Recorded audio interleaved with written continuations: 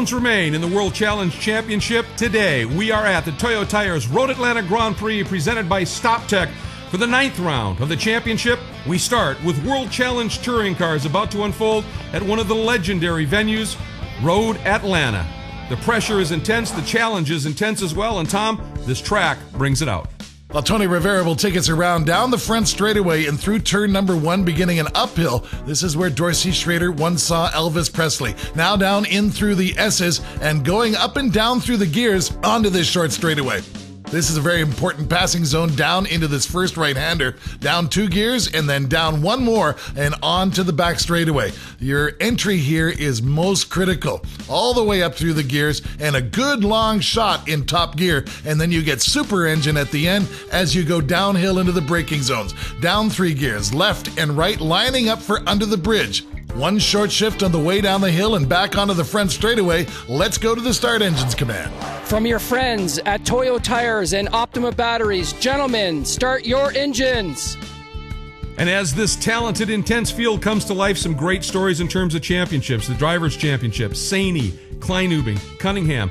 The Manufacturers' Championship, 2 separates Mazda and Acura. And Boris said on the grid, story there, we'll find out. But right now, we need to get to another story. It's called the coin toss. And Tom.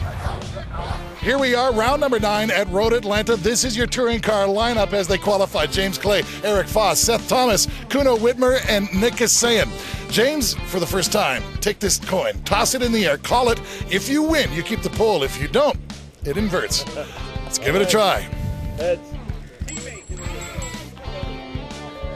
Oh! I've never seen an all-out assault on a teammate before. Well, we both played ball before, so I figure he's used to it. We can do it. Nick is saying you get to start in a Bimmer World car on the pole. Long time coming, brother. Yeah, I'd love to have gotten this naturally, but I appreciate James's generosity, and we'll take it. But guys did a great job getting the car put together today, and paid off for all 3 of us. Well, that's a team where they all get along so well. Let's take a look at some of our Chase Cam onboards. 57, your upper left is Pat Lindsay. On the right, Jason Saney in the Mazda. Lower left, Seth Thomas in the Bimmer. And lower right, Pierre Kleinubing, the Acura. We're back at Road Atlanta for the 9th round of the World Challenge Touring Cars. The Toyo Tires Grand Prix presented by StopTech Brakes. Greg Kramer along with Tom Natchez. Let's get right to the starting grid. Couple of firsts here. With the inversion, Nick Kasayan starts on the inside of the front row for the first time. But it was James Clay who will start 5th with his first ever touring car pole. The other part of the story is as you look outside of that top 6, the 3 championship protagonists buried in the pack just a little bit. This is going to have big implications on how this championship unfolds. But, Tom, we're just about ready for that great moment in all World Challenge races, the standing start. It's so important here at Road Atlanta. You've got to get down to turn number 1 and you get enough speed going, so you actually have to touch the brakes and set up for that turn. So the launch, extremely important here, Greg, as we're set to go with the Whelen Engineering lights on, now off. And there we go, and as you would expect, those BMWs with that rear drive get a great start, as did Seth Thomas, jumping from 3rd right up into 2nd. Kuno Whitmer slotting up into 3rd, though, as well, so a good start by the real-time Acura, but Nick Kasayan doing exactly what he wanted to do with that opportunity to start up front as we hop on board with Pat Lindsay, who, after qualifying 2nd in his only other 2 races this year, a little problem in qualifying this time, back in 10th. Watch for him to make a run up through the pack, but down through the S's, here's that key turn 5. Boy, you got to carry speed. Go deep, deep, deep into that brake zone. Because of the uphill, you can just dab the brake, carry the speed for this, really the 2nd longest straight here, down into turn 6. And as you can see already, Kuno Whitmer taking a look. Oh, and a big look right there by the 75 of Eric Foss. I think that was a look with a little kiss. A little bit of a chrome horn there for Eric Foss, trying to carry all of his momentum through that complex, carry as much speed as he possibly can, and had to use James Clay just for a little set of brakes there. Now, in the draft, as they go down into the first braking zone, Nick Kasayan has got to feel good about the fact that he's flying with a wingman to hold off Kuno Whitmer, let him get a little bit of a gap on the field. Boy, and look at James Clay. He's trying to get the run on Whitmer. Whitmer protecting. Clay gonna just try and grind his way by. He is on the inside down in 10, but that gives Whitmer the inside at 10B. Oh, and they hit They're still grinding on each other, and look at Foss taking advantage of that. He is down to the inside, 3 abreast into 12. You can't do that math easily, but somehow they pull it off. Unbelievable action, and Foss makes it stick. That puts him up with Whitmer behind him, and then Clay. Oh, wow. With touring cars this late in the season, you know you're going to see some bumping and grinding, and Pat DiNatale, chief steward for the series, always says, it's fine, guys, go out there and race hard, just don't make it a part of your racing strategy. We see the launch now from Jason Saney, point leader, to one of his protagonists. It's the number 1 car of Cunningham, the number 42 car of Kleinubing right behind him. Here, Greg, is the championship battle in one trio. And right there, a nice job by Kleinubing to not force Saney off on the outside. That would have been very costly, giving each other room, deciding this championship very fairly. Intensely, though. And now, as we go back to live action, you can see that that little bit of a moment has allowed Espinalab to get up and run with those 2 real-time cars, and he's pinched down to the inside. That gives Petey the run up on the curb, carrying exit speed. So from one Mazda to another, the Acura is still embroiled in this war, and remember, they are thinking Manufacturers' Championship as well. Tom, this is huge.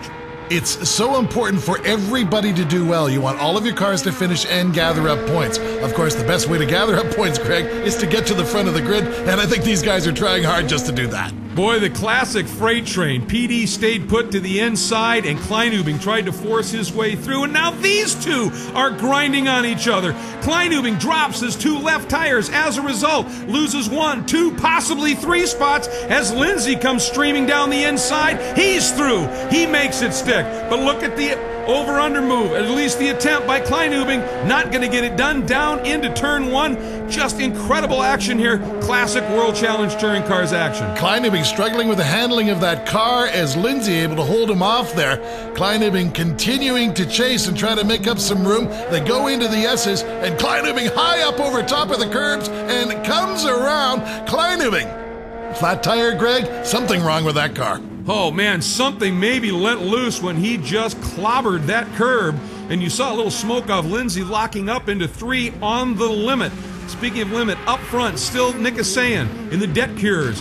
Bimmer World BMW, chased hard by his teammate, Seth Thomas, his home track from nearby Cumming, Georgia, but has never won here. Talk about Hungary. And then behind them is Eric Foss. And again, that is your manufacturer championship scenario. With that Mazda sitting in 3rd, they would extend the points lead they have, which is small enough already. And behind them, Tom, I think it's important to point out, is James Clay with a very different paint scheme for the first time this weekend. Well, they've gone from double blue to all black with that gear wrench paint scheme. Maybe that's the way they're going to do it next year. Meanwhile, we catch up with Kevin Helms and Brandon Peterson at the back. Kevin Helms in a T2 car, a brand new class for this year and next. Brandon Peterson, a somewhat regular here in World Challenge, will be back. Welcome back to the Toyo Tires Road Atlanta Grand Prix presented by Stop Tech Brakes. Greg Kramer along with Tom Natchew. World Challenge Touring Car action, the penultimate round. And action is the key word. Up front, it's the 2 BMWs of Nick Asayan and Seth Thomas. A change for 3rd, though. Kuno Whitmer and James Clay have both gotten around Eric Foss, pushing Foss back into 5th. Foss is part of the Tri-Point racing operation that has had tremendous success this year. Jason Saney leads in the points. Foss has been very quick, and Craig Nagler says it's teamwork. Yes, it is. This is probably the best team we've had ever, with everybody between the crew and the drivers working together. They get along perfect. They congratulate each other. There's no problems with it. Every one of them this year has done their job and stepped up when some of the other, when one of the other cars didn't work as well or something like that. We've had all 3 drivers on the pole and running up to collect points for Mazda. So it's actually been one of our best years where all 3 drivers have contributed to where we're at now. Only 2 points separate Mazda and Acura, and keep in mind that Acura has had 4 drivers sometime. Let's go back to racing action, Greg. Oh, this is a huge moment. James Clay trying to make the pass on Whitmer for 3rd. That's just what the Mazda boys want. Oh, and a beautiful move.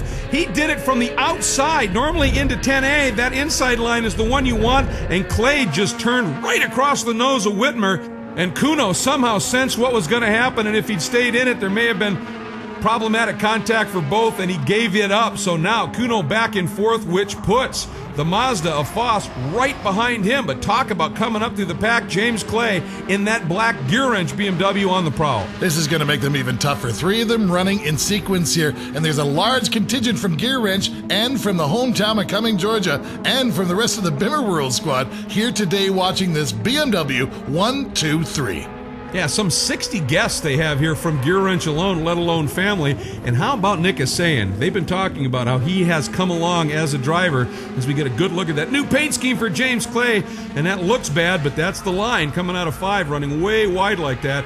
And they are looking at this as part of a potential new program they're working on for 2010 and beyond, isn't it? Well, you got to believe that. For the first time this weekend, I held those tools in my hand. I'm telling you, Gear Wrench is as good as anything out there. Plus, they're just a little more innovative. Some of the tricks they do. Good on the Bimmer World team for bringing on a great new sponsor.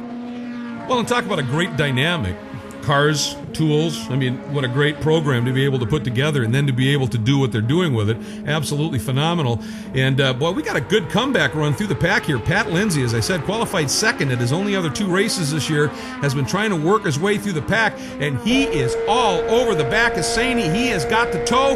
Here's that run down into turn 10A. Boy, deep on the brakes. He makes it work. There's a little puff of smoke. He's a little bit wide. Saney going to try and do the over-under. He may have him down to the inside. Oh, Lindsay drops the wheel. That's enough. Saney's back through.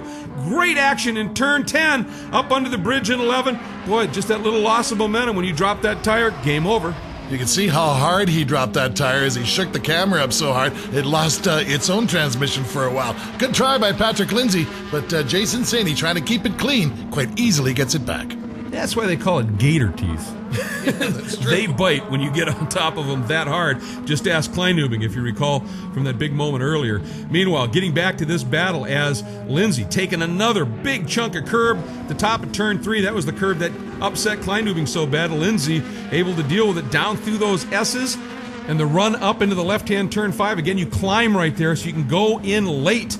Just dip the brake. Maybe down a gear, but carry a lot of speed. Oh, and Asayan has given up the lead. Thomas, he has gone to the front, and Asayan already feeling the heat from team owner James Clay. Big changes at the front. These guys racing each other incredibly hard. And because Asayan got kind of pinched down to the inside, Thomas already starting to build a little bit of a margin down the straight. And James Clay all over the back of Nick Asayan. But for Seth Thomas leading it home, this is huge. Most important thing is to keep these guys carrying their momentum. Kuno Whitmer has smelled blood and he's moving up from the back, so they're going to want to keep it going. Nick Asayan, more trouble as he's holding up James Clay now. James Clay trying to be his wingman, holding off that Acura, but Nick Asayan having trouble with grip as they go down into the bridge. It almost looks like he locked up his rear brakes, Tom, hard on the brakes in that area of the track. And if you got too much bias on the back, it locked the rears and started stepping out. Either that or the downshift wasn't as smooth as he wanted, and it started to wheel hop at that back end. Big wiggle, but just too tight right there. And of course, Clay, being that's a teammate, doesn't want to get in and grind him around at this point, so he's going to live to fight another day. But that little exchange, take a look. Here comes Kuno, as you said. 5 car lengths he made up easily through there, and Kuno's very fast through the S's down here. He's going to try to close that gap to the point where he can get into striking distance on the back straightaway. That's where Kuno's very fast, and if he can get it into the braking zone first, James Clay might have a problem on his hands. Well, one of the things Kuno has said recently is he said the car has always been fast. He said, but now it's so comfortable to drive. They've really got it set for his driving style. And he said, I feel even more confident being able to throw it around. And he's doing exactly that right now. Out of turn 7, this big run down that long straightaway. It bends and climbs, of course, but it is absolutely flat out. But speaking of flat out, Thomas is gone. Boy, he has wasted no time. What is that margin? About 15 car lengths already, Tom. Seth Thomas looks back and sees James Clay trying to help Nick Asayan go down here. And in the draft, they're working independently and able to keep that gap on Kuno Whitmer, who's now switched his headlights on, Greg. I guess he believes that's going to help. Well, you do anything you can to try and distract the guys in front. That is exactly what he's doing. Meanwhile, a great battle continues behind between Foss and the Mazda, Cunningham and the Acura, and Pierre Kleinubing a lap down after a pit stop. We'll be right back. We are back at the Toyo Tire Road Atlanta Grand Prix presented by StopTech. Right now taking a look at the 9th of 10 rounds of World Challenge Touring. There is Nick Isayan, who continues to run in second place, watching teammate Seth Thomas disappear just a little bit, but has teammate and team owner James Clay right behind. Then it's Kuno Whitmer and then Eric Foss. The big story there, certainly the 1, 2, 3 by the BMWs, but behind them with Whitmer in front, it will close that manufacturer's championship margin up, and is saying a huge moment. Everything locked up. Lost a lot of momentum. Clay going to try and duck down the inside under the bridge at 11. He has got the inside. That's all a matter of momentum, and James Clay is through, and Nick Isayan really struggling with brakes. It looks like rear brake issues, and then when they lock up, then the fronts go. Big moment for him. You got to call that a great catch for Nick Isayan. He's just almost lost it and still able to hold off Kuno Whitmer. Lights ablaze, that's touring car speak. Wherefore, I'd like to get by if you don't mind very much. And Nick Isayan will ignore that summarily as they go down through the S's, trying to stay with his wingman now. Still Bimmer World 1, 2, 3, but Nick Isayan is in trouble.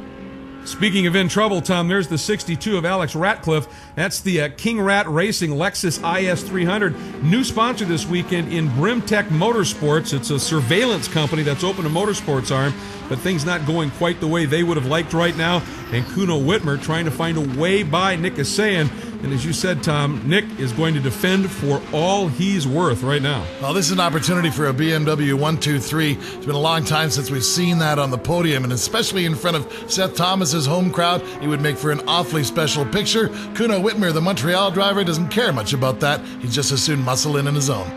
Well, and it would certainly set history, recent history anyway, on its ear. The last 3 races here at Road Atlanta for the touring cars, Mazdas have won it all, and to be displaced back to the 5th, that's a big development, and I think it also goes to show the great development that Bimmer World is doing on these gear wrench cars.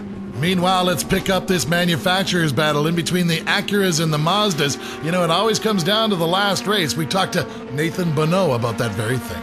Well, I think, this Mazda-Acura rivalry's gone back, last 3-4 years, and it always seems to come down to the last race, and, Tri-Point's, a great team, and they bring a pretty big gun to the fight, but hopefully this race and Laguna, we can bring the fight to them and have something there. Well, as they came into this round of the championship, as we said, separated by a whopping 2 points. If it finishes like this, they'll have that. 1 point. Mazda would go into the final at Mazda Raceway Laguna Seca, 1 point in front. And look at Eric Foss throwing that Mazda 6 around just sideways in each direction down through the S's, giving you an idea of just how hard he is working here. Oh, and a big hit. That is the 49, I believe, of Brandon Peterson, and Charles Espinlaub clocking him in the rear corner of that car. On board with Charles, he's able to back out and get away with it, but that is a tough place to go side by side, even if you get some sort of help. Big moment, and hopefully Brandon Peterson's car did not get whacked too bad. Here's a look at it, Tom. Well, take a look at this. What's going on here? Charles Espinlaub That makes absolutely no sense to me, Greg Kramer. Where did he think he was going to go there? We're talking about Charles Espinlaub, too. This is not a rookie driver. Well, and it almost looked like Peterson was pointing him by on the right in the cockpit, but Charles maybe had already committed to the inside, and then he just tried to get 2 cars into a rapidly closing vacant spot and end up in the barriers. Well, as the white flag flies, at least Charles Espinlaub is going to finish, and that's not going to hurt the battle with them in Acura, but well, that one made no sense to me at all. Meanwhile, the heat of the battle is back here. Now look at Kleinubing in formation with Cunningham. Kleinubing goes a lap down. That spin earlier in the race cost him a lap as he went in to change a tire with the real-time guys. So this fight is all important between these Acuras and Mazdas. Meanwhile, the Bimmer World guys have set sail, and this is going to be a great day for that team. Well, you make a good point about Kleinubing. He's there, but he certainly is not going to do anything to try and race PD and cause PD to have a problem, being the lap down. But up front, that's a different story. Kuno Whitmer now taking a look, thinking about the inside of 6, not close enough, swings back in.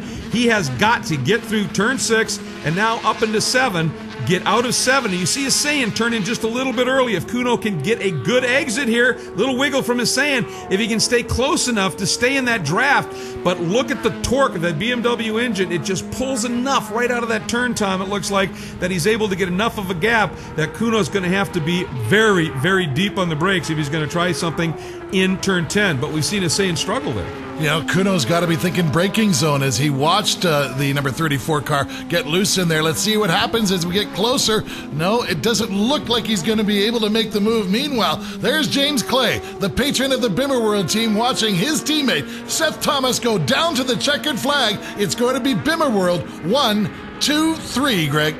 And what a moment, certainly for the team as a whole. There is how close Kuno was able to get. Foss ends up 5th, but with Kuno in front of him, there's the difference, and there's the damage to Espenlaub's car as he's just trying to limp it around at this point. But the interesting story there, as you watch Seth Thomas do the burnout, again, a very special moment for him as he gets his first win ever at his home track at Road Atlanta. His 86-year-old grandfather watching. What a wonderful moment for Seth, for the team. And now let's check in with no doubt a very happy winner.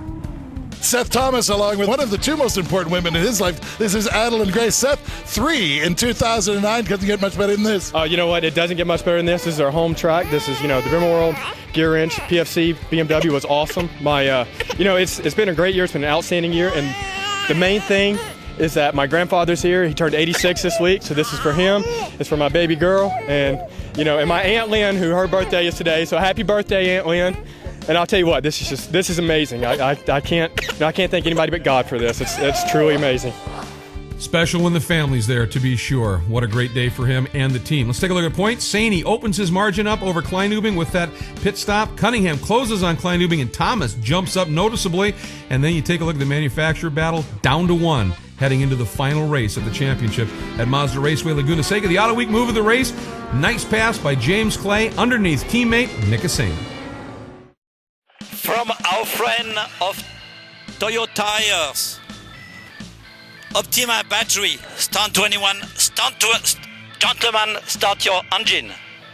And with that, we welcome you to the World Challenge GT portion of the Toyo Tires Road Atlanta Grand Prix, presented by StopTech. Round 9 of 10 on the championship. A great field at hand. And the question of why was Boris Said here? Well, that's because Mike Davis and the Applied Computer Solutions team have brought in a couple of ringers to help them out. Boris Said one of them. But now, the coin toss. Round number 9 for the GT cars at Road Atlanta. 4 different manufacturers in the first 5 spots. That's why we call this World Challenge. But the pole sitter, by quite a margin, I might add, is Randy Popst. Randy, you've done this before. I need you to flip the coin. If you toss it, we're going to invert the grid. This is Andy Pilgrim, James Sofronis, and then, of course, Eric Curran and Brandon Davis nervously waiting over there. And we're using a cheesecake mode here. So let's go for it. Can I keep this if I win? No. Okay, here we go. Help! As it is. Brandon Davis takes the pole by inversion. I don't think it could have gone any better, brother. You know what? This has bit me a couple times this year, but that doesn't hurt to have it help me out of this race. Wow. But trying to win a championship and having that fall in your lap, obviously, it's getting to him just a little bit. Our onboards from Chase Cam, upper left, Eric Kern in the Vet, Andy Pilgrim, the Volvo on the upper right, lower left, Tony Rivera, the Porsche, lower right, James Sofronis, a Porsche as well. We'll be seeing lots of them as things unfold. Let's take a look at the starting grid. By virtue of the inversion, as I said, Brandon Davis, the points leader, gets the gift. 3 previous times he's been top qualifier, lost 2 in the coin toss, so he's enjoying that. Meanwhile, of course, that means Randy Popes at his home track from nearby Gainesville, literally a few moments away, ends up starting 5th. Tony Rivera will be 6th. Spencer Pumpelli, nice to see that beautiful McLaren-Benz SLR 722 GT back for its 2nd race. Boris Said joining us as well. We'll talk more about him, of course, a big name in this series.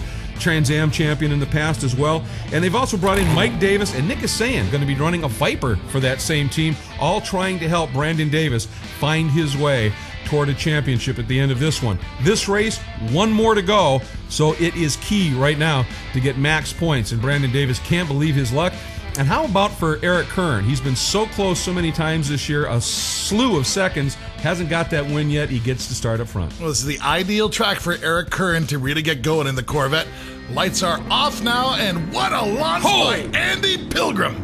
That looked like a gunshot as opposed to just a start. Unbelievable launch, and look at Safronis trying to work the outside up the hill on Davis, and he just carried a little bit more momentum with that sort of wider run, and he was able to sneak through. So just that quick, Davis slots to fourth. Let's go on board with Andy. Unbelievable, Tom. Well, it's not like he got a jump there. Everybody else either spun their wheels or was asleep at the switch. He literally leapt out of the way. There's a shot of Eric Curran's car. As you can see, he made a bit of forward progress, but when you spin your tires, this is what happens to you. Oh dear. Now we see the number 3 car of Boris Said go up the inside.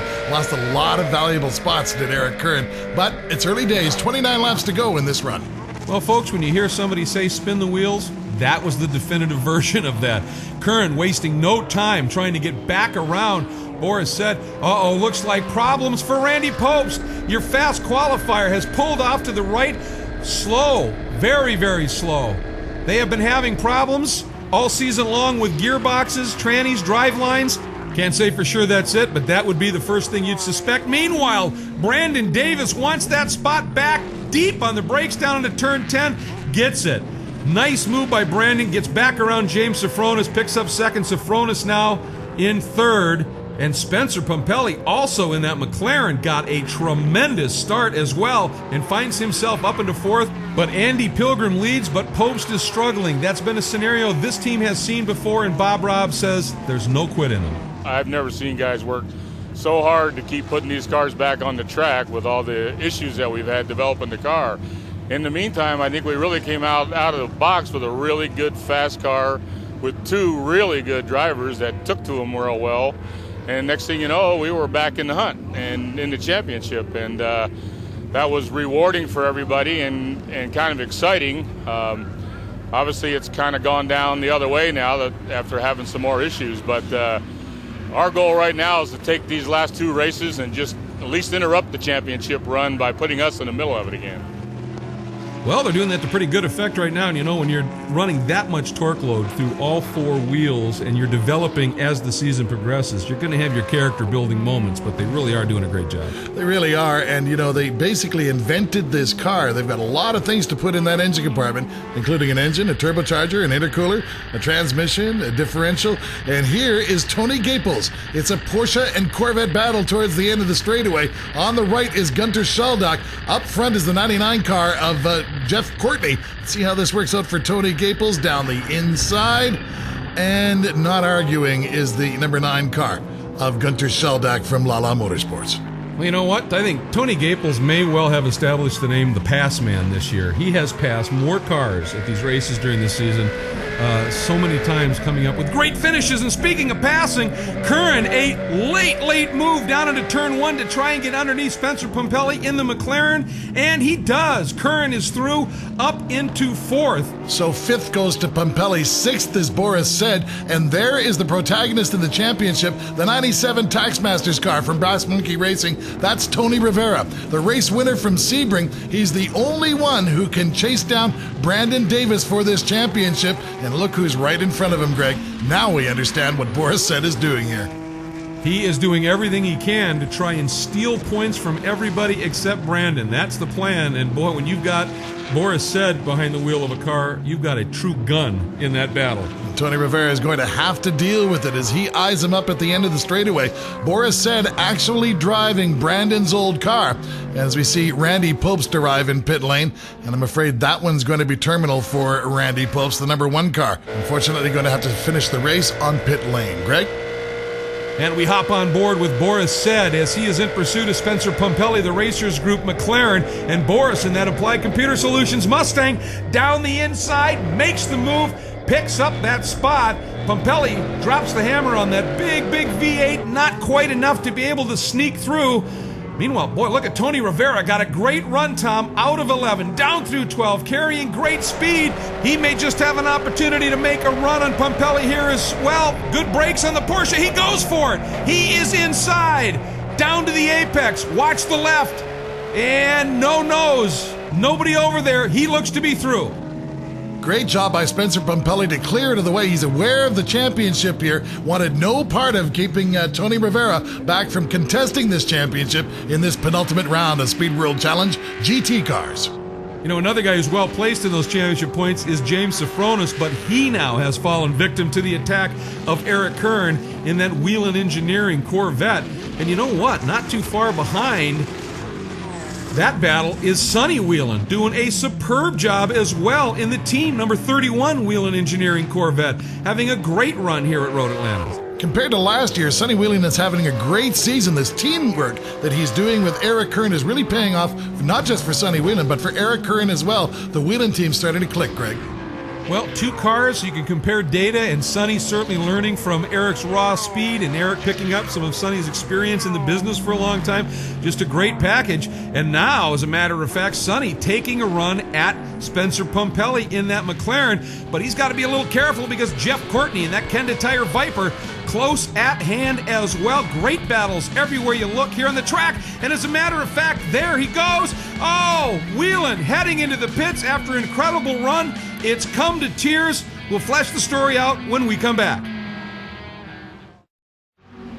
We are back at the Toyo Tire Road Atlanta Grand Prix presented by Stop Tech. 9th of 10 rounds.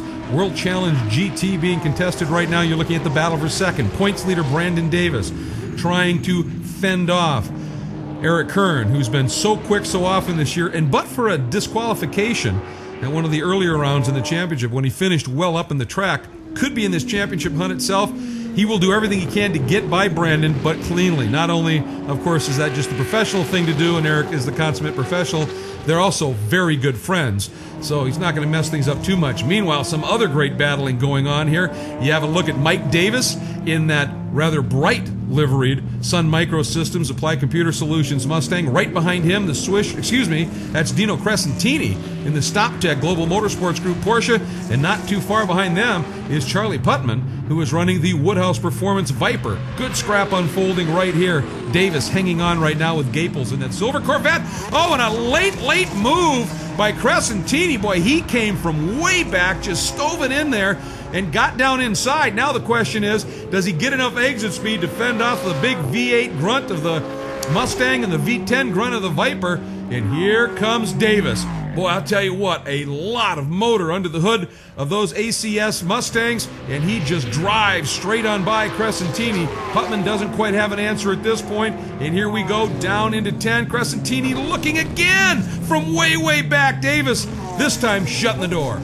That team's some great competition, but the reason the other players are here, thinking championship. We want to try to get a championship for Ford, and we brought Boris Sad along to drive one of our cars. We've had a lot of history with him, and we're hoping he can help us and try to squeeze the gap on the Porsche a little bit. It's going to take a lot because there's a lot of Porsches running out there, and we've only had one Mustang running all year, so that's one of the reasons. Try to get more Mustangs out there so we can get more points for Ford, for the manufacturer.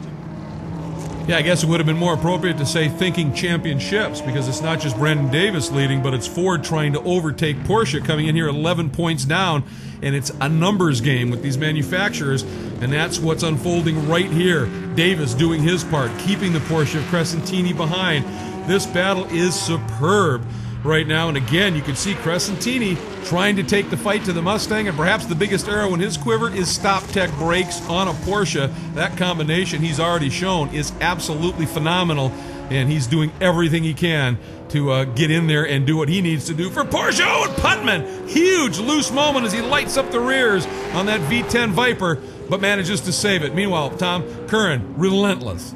Now, Eric Kern is not going to give up on this, but these two big cars chasing Andy Pilgrim, sooner or later it's going to come down to those Toyo R888 tires. They will do the race easily, but don't take much more abuse than he's given it. Curran takes a look down the inside. On the uphill, Curran's going to have the advantage for now. Brandon Davis signals in and says, you go right on by. Really, I'm only worried about Tony Rivera. I was going to say, you saw those brake lights come on, and it was like championship. That's what they were flashing. He had no mood for that kind of a fight and just let his good friend through. Now the question is, can Curran go up and get Andy Pilgrim a little bit closer in his sights? We'll certainly be watching what unfolds with Brandon Davis and Rivera. Boy, Curran almost into the gravel. This guy's trying hard. You know, almost everybody's been driving through there. That is part of a test track that they use, or a school track.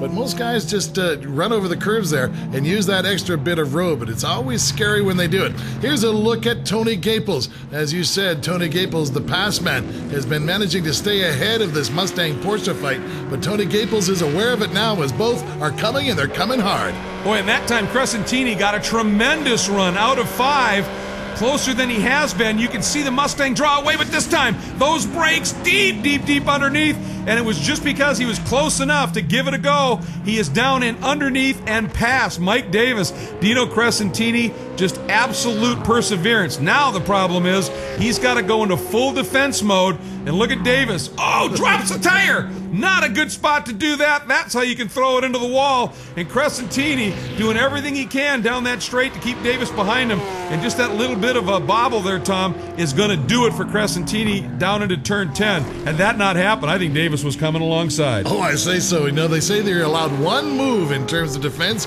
That was one move, but that had to be the longest move I've ever seen in my life by Dino Crescentini. Gets the spot, and he'll move on now, as Mike Davis held up the Porsche for as long as he could.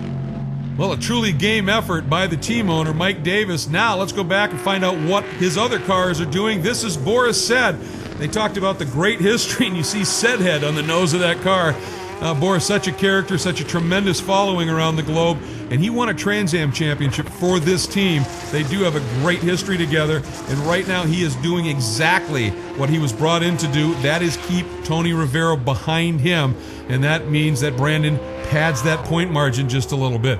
But you know one thing, Tom, Tony Rivera showed up this year with a tremendous pedigree in the Patron GT3 Challenge, won both races here at Road Atlanta last year, wins at Sebring, becomes the first repeat winner in this close-fought championship.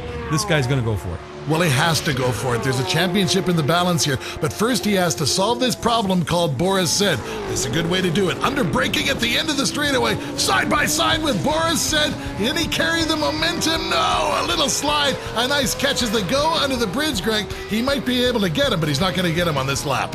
Wow, Boris not giving him a lot of room, but enough to get inside. That's professional racing at its best. We'll be back. Welcome back to Road Atlanta for the Toyo Tires Road Atlanta Grand Prix presented by StopTech. A great battle we are watching here. James Safronis is leading Boris Said and Tony Rivera, and the pace of their battle has taken them not only to James, but underneath. Boris dive bombs down, picks up that spot. That has manufacturer points implications, but for Tony Rivera now, it puts another car between he and Boris. Not a change in position in terms of he and Brandon, though, so not a big problem right there, but if he can get by Safronis, that now helps out a little bit. That is more points in Tony's pocket. But the question is, can he get by Boris Said? That is going to be the absolute focus on his mind as they climb the hill toward turn 3. Tony Rivera has his teeth on the bit and going for it, as James Safronis didn't give up that space willingly, but he carried the momentum down the hill. And there's James Safronis, a little bit rattled as he goes through the gravel on the S's. That's going to slow down some of his momentum. Well, that explains why they suddenly were all over the back of him, wasn't it, happening that previous lap, and allowed them to close up in a big hurry. And you see both of them, Rivera and Safronis, in that exact same spot, running a little wide, catching that lip when they come back off of that curbing onto the track. It's very abrupt, big bounces, they both hang on to it. That tends to be pretty hard on suspensions, though, Tom. You know, one of the most rugged things about a Porsche is that front suspension. As long as you don't knock the front corners off, a Porsche is going to keep running. And this one in the wheel tracks of the number 3 car. That is Boris Said, holding off so far a very determined Tony Rivera. Tony Rivera in the number 97 car is going to have to come up with another plan. This time he's going to go down the inside again, Greg. Not quite as close as he was last time, and there you see how good Boris Said is. This time he realized, nope, this time he's not far enough along, and just shut the door firmly. But look at Tony. This is carrying huge speed down to the inside of 12, and Boris, as we're talking about professional, realizes you're trapped on the outside of 12. You don't force that issue. You let him go, and he has. But the problem is now Boris is going, that's not what I wanted. I needed to keep him behind. Mike's not happy. Time to pick it up. Tony Rivera, as you say, Greg, won here 2 times last year, won a lot of races here over the years. You're going to have to come up with at least a passing familiarity with the old outside-inside move at 12, and that was a textbook execution of that very important move you have to have in your quiver here at Road Atlanta. Absolutely. You know, Randy Popes, this is his home track, has said many times that one of the keys, he said there's 3, he'll reveal 2 of them, but one of the keys is speed through 12. And you have to learn that, and that comes, as you said, from a lot of laps here. Boris has it too. He used to run here a bunch for the runoffs over the years. But Tony, absolutely beautiful execution. Hop on board with your leader, Andy Pilgrim. Haven't seen a lot of him because he's had a pretty good one. Once he got out front, he's just kind of opened up the margin. But Eric Kern has taken some of that back. Kern is closing just a little bit, and Pilgrim is doing everything he can. And the one thing that they have in terms of handling with this car, they say, Tom Allen, look at this. So Fronis now gets down underneath Boris Said and takes that spot back, and that is exactly, in terms of manufacturer's battle, what Porsche wants to see. Here's another look at it. Well, that's it. Purely tires. Boris Said wore his tires out, trying to keep the number 97 car behind him, and James Sofronis able to take advantage of that as well. Here's a battle between Mike Davis and the Viper. This is Charles Putman. This battle still trying to resolve itself. Guys having a good scrap just outside of the top 10, and Putman close. Meanwhile, we watch Sofronis. He has made the move stick on Boris Said. More to come from Road Atlanta. Don't go anywhere. Welcome back to Road Atlanta. Greg Creamer, Tom Natchez with you for the Toyo Tires Road Atlanta Grand Prix presented by StopTech. White flag out for Andy Pilgrim. And you can see the margin that he has in hand. There's Kern way at the back. And Kern, as Pilgrim working some traffic, Kern, a couple laps back, broke the race lap record here. It's turned the fastest lap ever in GT in a race at 103.98 miles an hour. The old record, 103.94. So close, but nonetheless, an incredibly quick run for Eric Kern at this point. But he has not been able to take any significant chunk away from Andy Pilgrim. There is Brandon Davis doing exactly what he needs to do. He is sitting in a comfortable, lonely third, but the key there is he's in front of that orange Taxmasters Porsche. That's the Drivers' Championship situation. Well, that's that in hand, but he's also got a race win brewing here with just a little over a lap to go. He's looked in the rearview mirror, taken note of Brandon Davis and Eric Kern. In those big V8 cars, he's been able to hold them off. Meanwhile, racing back in the pack is still going hot and heavy, Greg. This is the battle for 8th, and Dino Crescentini taking a look down underneath Pompelli for 9th. Gaples 8th, Pompelli 9th, Crescentini 10th. There is Andy Pilgrim, and he has just a couple of corners to go. The very tricky 10A, 10B, then the bend under the bridge at 11, then that high-speed plummet down through 12, and then a checkered flag for Andy. The second repeat winner of the season, got the win at New Jersey. Here he comes, and for Bob Robb, you remember his interview? Well, they've planted themselves firmly in the midst of this championship without adversely affecting the players in any way, shape, or form. And this battle continues. Boy, Dino Crescentini has been absolutely relentless. Whoever he's been chasing today, he has done everything he can to get underneath them. Usually a car with a lot more grunt, but obviously those StopTech brakes, the Porsche handling, and this time here he comes. Exits, comes up alongside that McLaren. The horsepower of the McLaren, well, there it is. Dino has to tuck back in again, but he is close. And that McLaren does give a bit of a draft. Dino, watch for it, see if he does it. You bet. Swings to the inside, deep on the brakes. Once again down at a 10A. He is squeezed. Oh, he and Pompelli hit. Pompelli goes around. Great save by the driver from Sewanee on his home track. But Dino Crescentini gets through. It'll be interesting to see what the reviews are on that one. But for Dino, he brings it home. And there is a look at the official results. Pilgrim, Kern, Davis in front of Rivera. And that finishing order has implications on both driver and manufacturer's championship. You take a look at the rest of the finishing order, and there's Randy Popes. That's maybe the sad moment of the race here at his home track. For Spencer Pompelli, even with that spin, showing what he and the Racers Group can do. And Andy Pilgrim showing what K-Pax 3R and the Volvo can do with the new average race speed record, breaking his own in 2006. Here's Tom in Victory Circle. Down here in Winner's Circle at Road Atlanta with Andy Pilgrim. I ran as hard as I could run. Eric was coming. Well, Brandon was on me, but I had Brandon sort of covered. I could run that pace, and he wasn't really closing. And then Eric was coming. He got past Brandon. I said, well, let's see what he's got. And it was like 1.9, 1.7, 1.4. And then it was 1.8, and then it went to 2.5, and he just told me that his tires went off. I had nothing else for him. It was a heck of a race. I mean, at the end, it probably got a little boring at the end, but I was actually quite happy for the break. Yeah, hard work on a hot, muggy day here at Road Atlanta. Let's take a look at championships. Both mathematically still in play. Brandon Davis, though, has a pretty good lead over Rivera. He needs a little help in terms of problems for Davis. Safronis there in third. Porsche has it pretty solidly right now. Ford, too, needs a little help from Porsche in terms of a problem for it to happen. The Auto Week move of the race, this is a no-brainer. Tremendous move down the inside. Rivera taking it away from Boris Said. And congratulations to our two winners, Andy Pilgrim, and of course in the touring race, a great drive by Seth Thomas. Championships to unfold at the final round coming up in 2 weeks at Mazda Raceway Laguna Seca on the Monterey Peninsula. We'll see you there.